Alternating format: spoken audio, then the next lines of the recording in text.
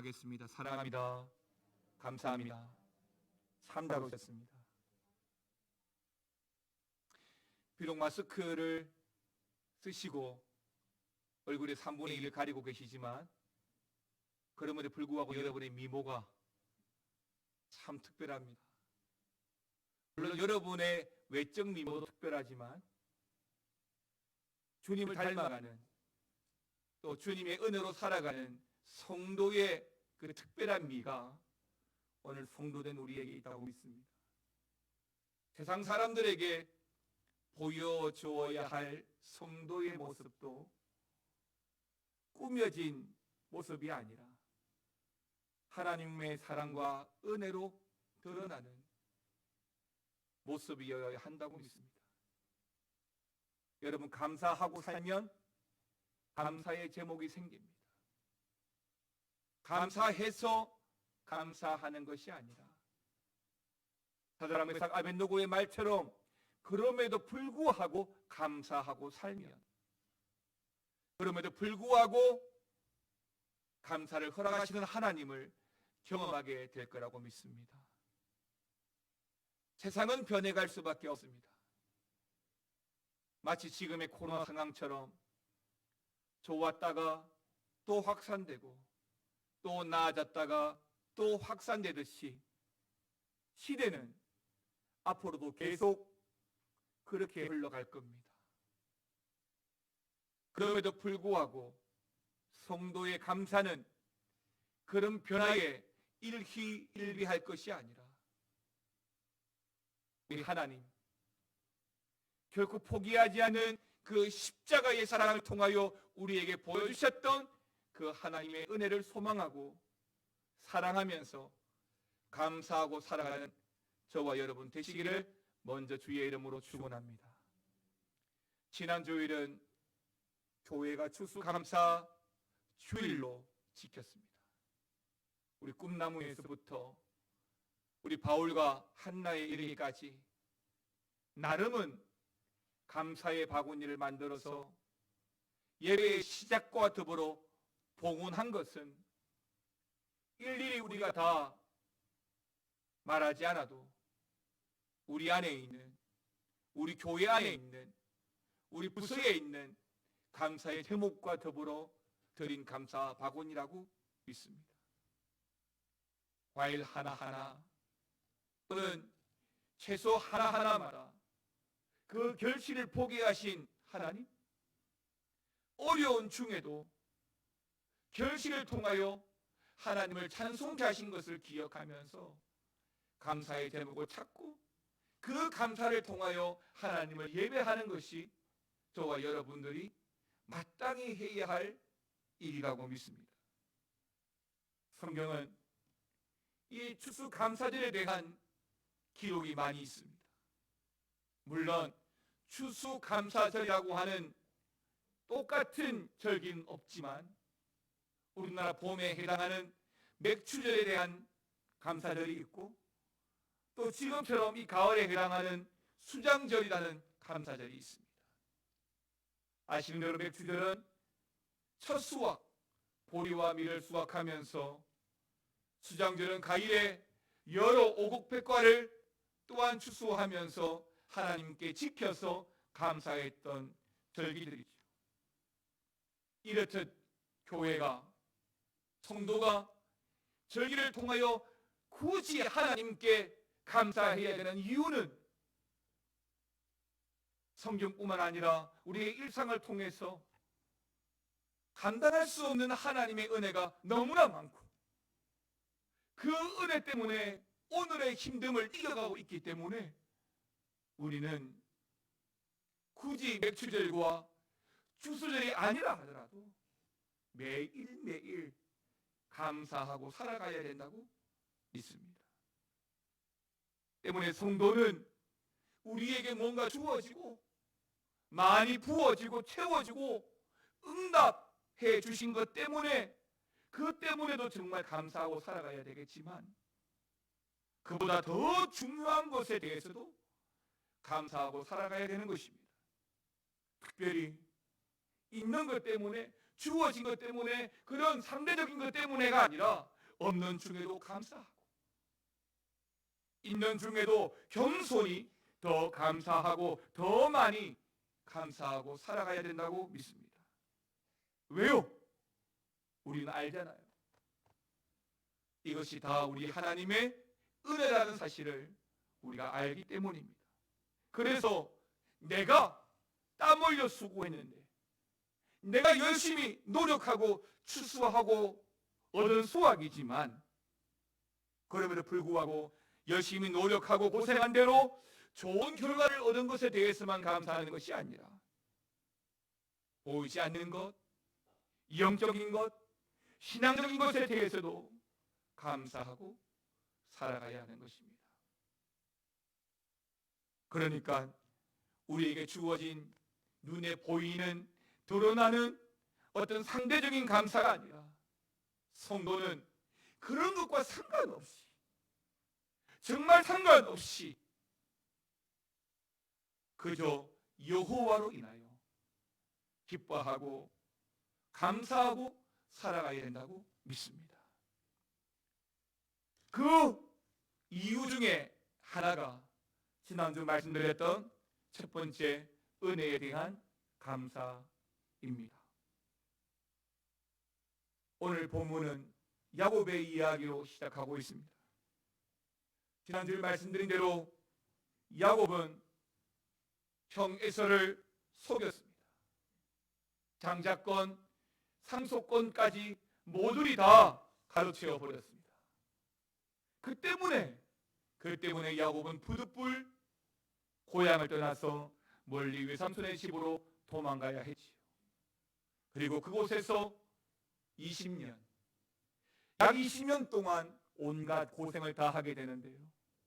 물론 자업자득이다 라고 말해도 딱히 할 말은 없겠지만, 그럼에도 그 20년, 고향을 떠나 외삼촌 집에서 그 20년은 하나님이 어쩌면 사기꾼, 어쩌면 욕심 많은 그 야곱을 다시 하나님의 사람으로서 변화시키고 훈련시키는 시간이라고 볼 수 있습니다. 마치 모세가 출애굽하고 난 이후에 약속의 땅 가나안에 들어가기까지 광야에서의 그 40년이 약속의 땅을 기업으로 얻을 수 있도록 우리로 하여금 연단하고 훈련시키는 그런 시간이었던 것처럼, 야곱에게도 이 20년은 그런 훈련과 인고의 시간이었던 것입니다. 그렇게 그 시간을 잘 보낸 야곱은 결국 다시 고향으로 돌아오게 되지만, 그럼에도 불구하고 지난 일로 인해서 두려웠습니다. 형을 만나기를 원하지만 형의 것을 가로챈 것으로 인해서 두려움이 너무나 컸습니다. 모든 가족과 모든 기물들을 다 정리해서 형을 만나기 위해 고향으로 가고 있지만, 그럼에도 불구하고 이 두려운 마음을 주체할 수가 없어요. 그래서 야곱은 모든 일행의 걸음을 멈추고 그 자리에서 하나님께 기도합니다. 여러분, 창세기 32장 11절 12절 말씀 함께 보실까요? 야곱의 기도의 내용입니다. 같이 읽어보겠습니다. 내가 주께 간구하오니 내 형의 손에서 에서의 손에서 나를 건져내시옵소서. 내가 그를 두려워함은 그가 와서 나와 내 처자를 칠까 겁이 나기 때문이니이다. 주께서 말씀하시기를 내가 반드시 내게 은혜를 베풀어 내 씨로 바다에 있을 수 없는 모래와 같이 많게 하리라 하셨나이다. 아멘입니다. 20년을 한결같이 보내고 고향으로 돌아가고 형을 만나기를 소망하였지만, 지난 과오로 인해서 두려워하는 마음이 너무나 컸기 때문에 그는 하나님께 기도할 수밖에 없습니다. 사랑하는 성도 여러분, 성도는 이래 해야 한다고 봅니다. 잘하면 좋지만 못할 수도 있습니다. 성공하면 좋지만 실패할 수도 있습니다. 잘나면 좋지만 못날 수도 있어요. 세상의 인정과 존경을 받으면 좋지만 오히려 손가락질 받을 수도 있습니다. 그럴 때 사람들은 몰라줘도 오늘 우리 마리아 전도회가 찬양했던 것처럼 하나님은 우리의 마음을 아시고 공감하시고 또한 지금의 문제를 해결해 주실 수 있는 유일한 하나님이십니다. 어떻게 해야 될까요? 오늘 야곱처럼 기도하셔야 합니다. 여러분 가정에, 여러분 개인에 어떤 크고 작은 문제가 있을지라도 하나님께 기도하는 거룩한 습관들을 가져가신다면 응답하시는 하나님, 문제를 해결해 주시는 하나님, 공감하시는 하나님을 만나게 될 것이라고 믿습니다. 그 때문에 동생을 죽이려던 형 에서의 마음이 바뀌었습니다. 분명 에서는 야곱을 죽이려고 장정 400명을 거느리고 왔습니다. 꽃다발을 들고 환영해 주기 위해서 남녀노소와 함께 축하 사절단을 데리고 온 것이 아니라 동생 야곱을 보라고 더 나아가 죽이기 위해서 장정 400명을 거느리고 왔단 말이에요. 그런데 성경은 그런 변화의 과정을 하나도 보여주지 않습니다. 있다면 여기 이 11절과 12절 야곱이 기도한 것밖에 없어요. 그랬더니 이 형 에서가 동생 야곱을 얼마나 반갑게 맞이해 주는지 몰라요. 알아본 동생을 얼싸안고 입을 맞추며 잘 돌아왔다고, 잘 돌아왔다고 축하해주고 반갑게 맞이해 주었습니다. 우리는 알잖아요. 아니 무엇을 알아야 되죠? 하나님이 에서의 마음을 만져주셨어요.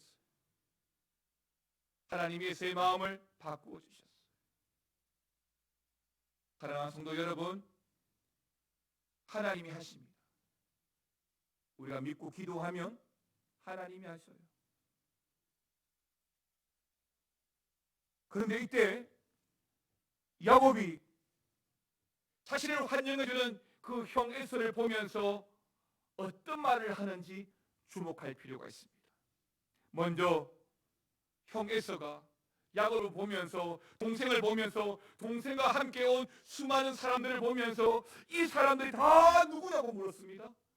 그때 야곱이 5절에 이렇게 말합니다. 이르되 하나님이 주의 종에게 은혜로 주신 자식들이니이다. 하나님이 은혜로 주신 자식들이니이다. 내가 잘나서 내가 노력해서 얻은 자식이 아니라 하나님이 은혜로 주신 자식들이다라고 고백하는 겁니다. 더 나아가서 야곱이 두 번째 또 물었잖아요. 이번에는 그런데 함께 거느리고 온 가족들 뿐만 아니라 이 수많은 가축들은 또 무엇냐라고 묻습니다. 그때 야곱이 또 이렇게 대답하는데요. 여러분 11절 말씀 같이 한번 읽어볼까요? 11절 말씀 같이 읽겠습니다. 하나님이 내게 은혜를 베푸셨고 내 소유도 족하오니 청하건대 내가 형님께 드리는 예물을 받으소서 하고 그에게 강건함에 받으니라. 아멘입니다. 뭐라고 대답하죠? 역시나 하나님의 은혜라고 말합니다. 하나님이 은혜를 베푸신 것이라고 말합니다. 야곱은 아는 거예요. 우리가 이만큼 먹고 사는 것이 하나님의 은혜라는 것을 아는 것입니다. 그렇습니다. 지금 이 모든 것이 하나님의 은혜라는 것을 아는 것이 복입니다. 사랑하는 성도 여러분, 세상과 비교할 필요 없어요. 남과 비교할 필요 없어요. 지금 우리에게, 지금 나에게 주어진 것이 이 정도라도 된 것이 하나님의 은혜인 줄 믿고 그 은혜를 날마다 감사하고 살아가시기를 축원합니다. 두 번째는 또 절대적으로 해야 할 감사가 있습니다. 바로 용서에 대한 감사인데요. 성도라면 가장 그리고 언제나 해야 할 감사가 또 하나가 있습니다. 그것은 신앙적인 감사요, 영적인 감사인데 바로 우리 같은 죄인을 하나님이 받아주시고 다 용서해 주신 것에 대해서 감사해야 하는 것입니다. 오늘 성경은 야곱이 이만큼이라도 된 것이 하나님의 은혜라는 것을 우리에게 보여주고 있습니다. 그리고 야곱이 받은 또 하나의 은혜가 있습니다. 그게 뭐냐면 에서와 야곱 이 두 형제가 변화되었다는 거예요. 못 잡아먹어서 안달하던 사이가 서로 속고 속이면서 갈취하고 빼앗으려던 그들이 이제는 하나님의 은혜로 헤어지면 죽고 못 사는 사이가 되어져 있더라는 것입니다. 그런데 여러분, 이 철천지 원수처럼 여겼던 이 형제가 어떻게 이렇게 변화되어졌는지를 여러분 주목해 보시기 바랍니다. 먼저 동생 야곱이 형에게 지금 어떻게 하고 있습니까? 8절 보십시오. 야곱은 두 번이나 에서의 은혜를 받고 싶다고 말합니다.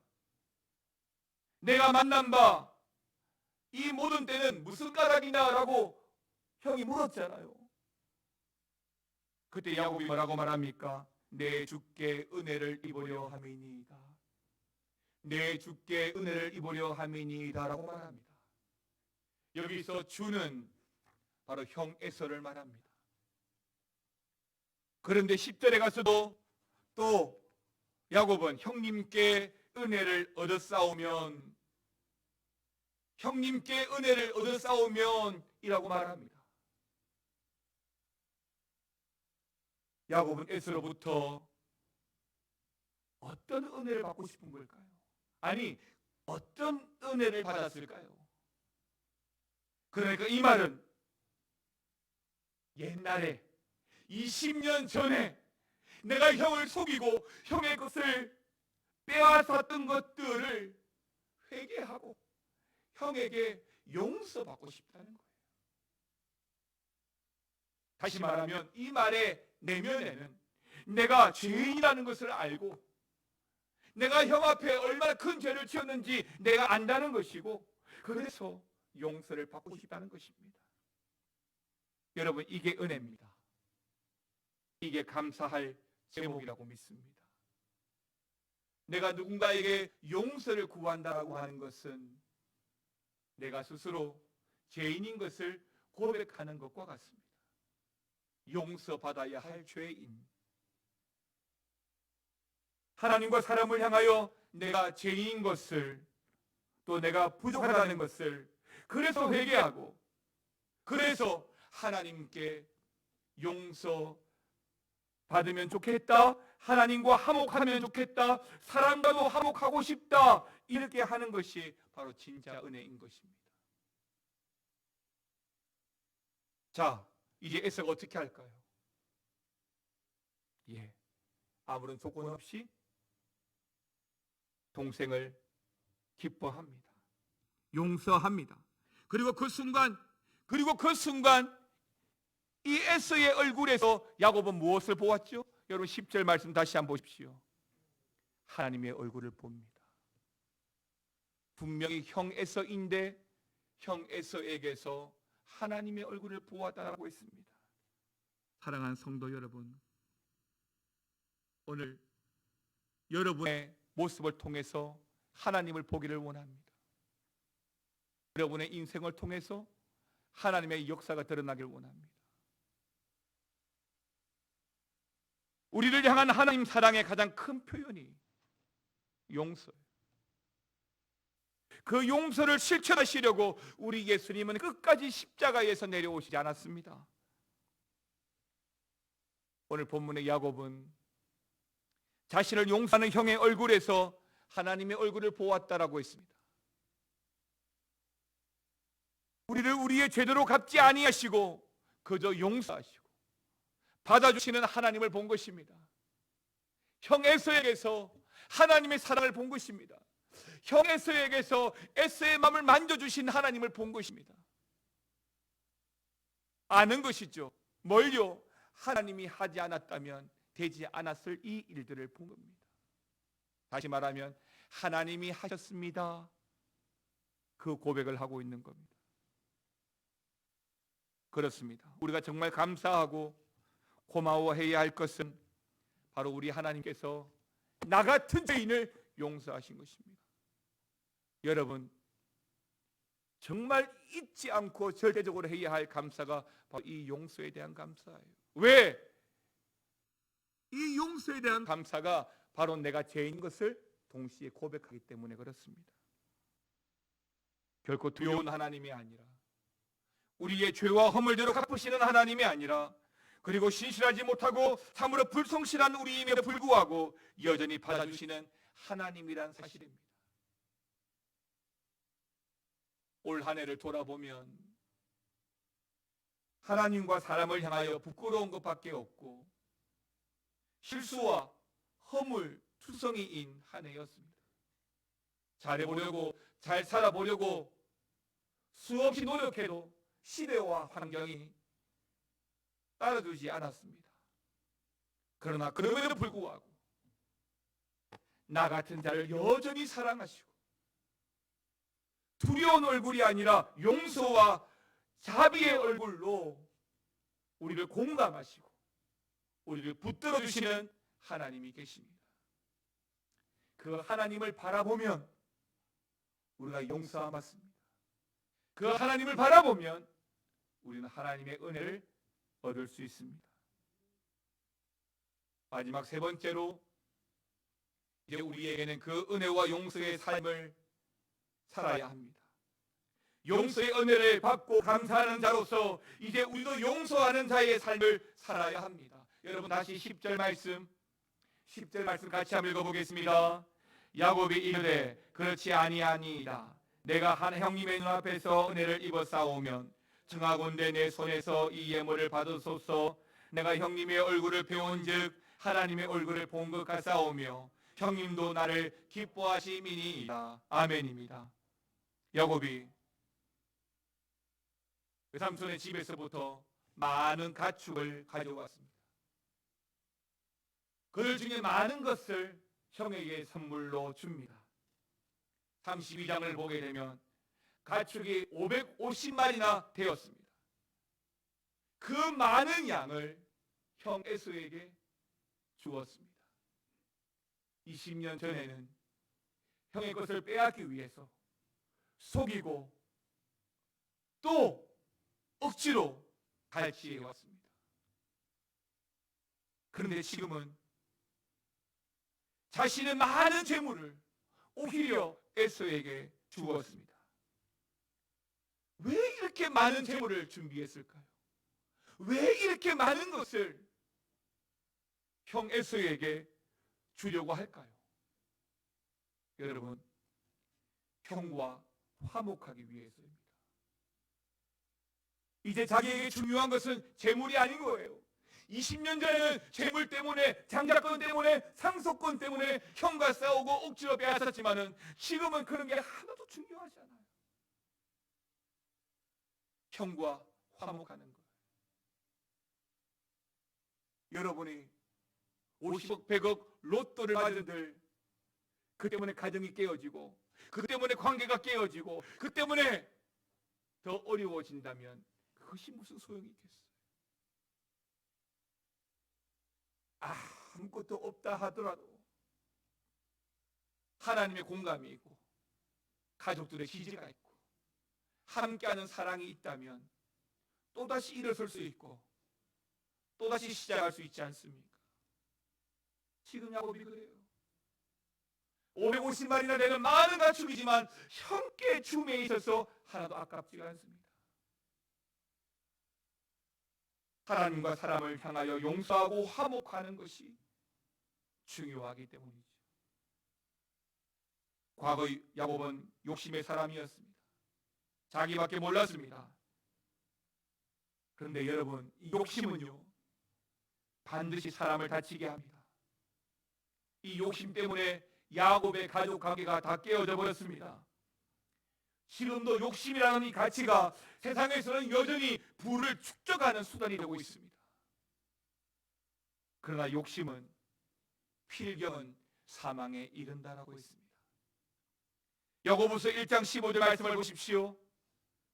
욕심이 잉태하여 뭘 낳습니까? 죄를 낳습니다. 죄가 장성해서 결국 뭘 낳지요? 사망을 낳습니다. 결국 욕심은 필경 사망에 이르게 합니다. 왜요? 이 욕심이란 단어와 결코 떨어질 수 없는 단어가 있습니다. 바로 교만이죠.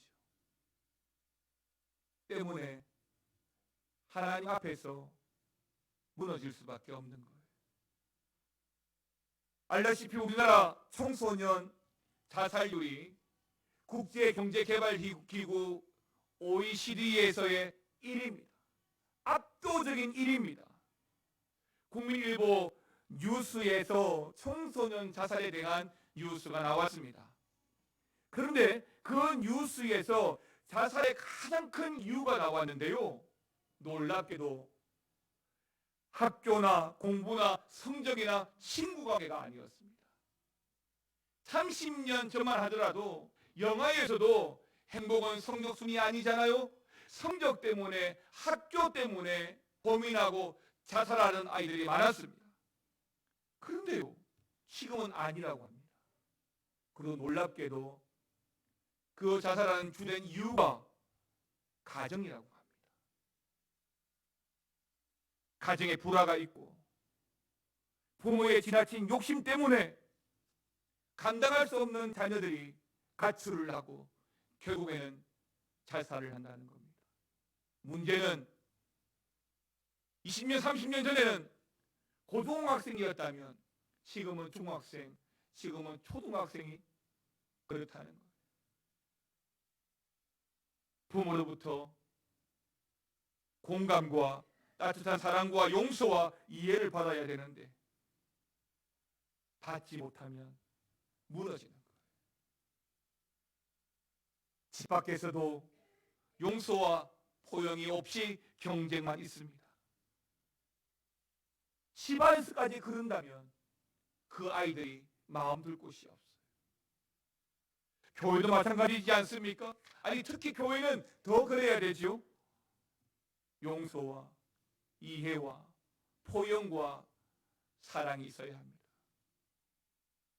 지지와 격려가 있어야 됩니다.